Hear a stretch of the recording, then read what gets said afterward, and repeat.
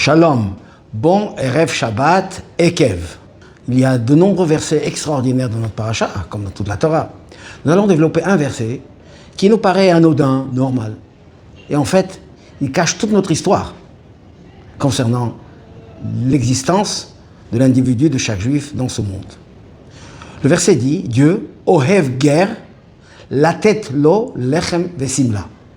Il aime l'étranger pour lui donner du pain et un vêtement. Dans le sens simple, ça paraît que Dieu aime tout le monde, l'étranger, il s'assure de lui donner sa subsistance.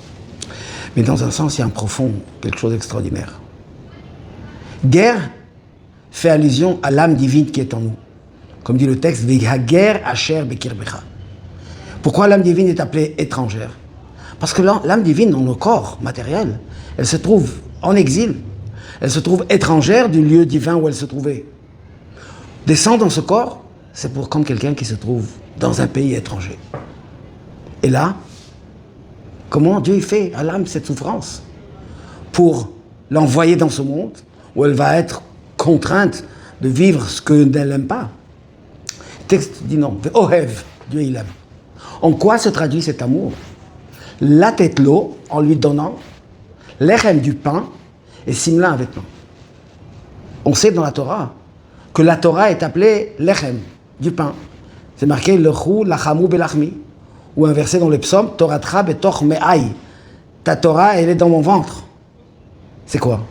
Le pain nous permet de vivre, de subsister, de rassasier notre faim. La Torah, pour vraiment la vivre, il faut qu'elle soit intériorisée en nous. Et la simla, le vêtement, c'est plutôt le contraire. C'est extérieur. La simla nous enveloppe. Ça fait allusion aux mitzvot. Les mitzvot, par exemple, le talit, qui est physiquement quelque chose qui nous enveloppe. Mais toutes les mitzvot nous enveloppent parce qu'elles viennent de ce qu'on appelle dans la Kabbalah or makif. Une lumière si grande qu'elle ne fait qu'envelopper, entourer. Donc Torah, c'est nourriture, c'est quelque chose qui s'intériorise en nous.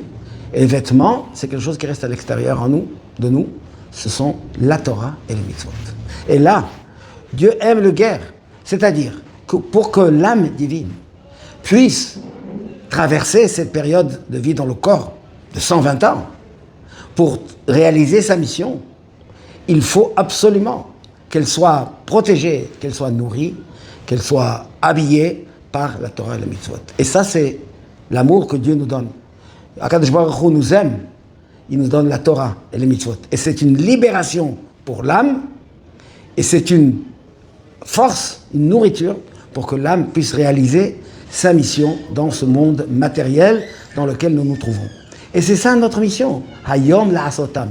C'est de ce monde-là, en vivant en harmonie entre l'âme et le corps, qu'elles ne se sentent pas étrangères, au contraire, qu'ils travaillent ensemble. Le corps aide l'âme, et l'âme s'habille dans le corps pour réaliser la mission divine.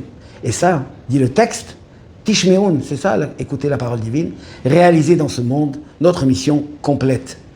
C'est un amour que Dieu nous a donné pour que nous puissions effectivement arriver à cette période extraordinaire que nous attendons, où quand on verra comment la nourriture, la Torah est notre nourriture, comment les mitzvot sont nos vêtements qui nous vêtissent, qui nous protègent, qui nous réchauffent et qui nous permettent de vivre ce moment merveilleux qui est la venue du Mashiach. Eh bien, agissons, faisons tout cela et on sera bénis par Akadosh Baruch Hu. Shabbat Shalom ou Mevorach.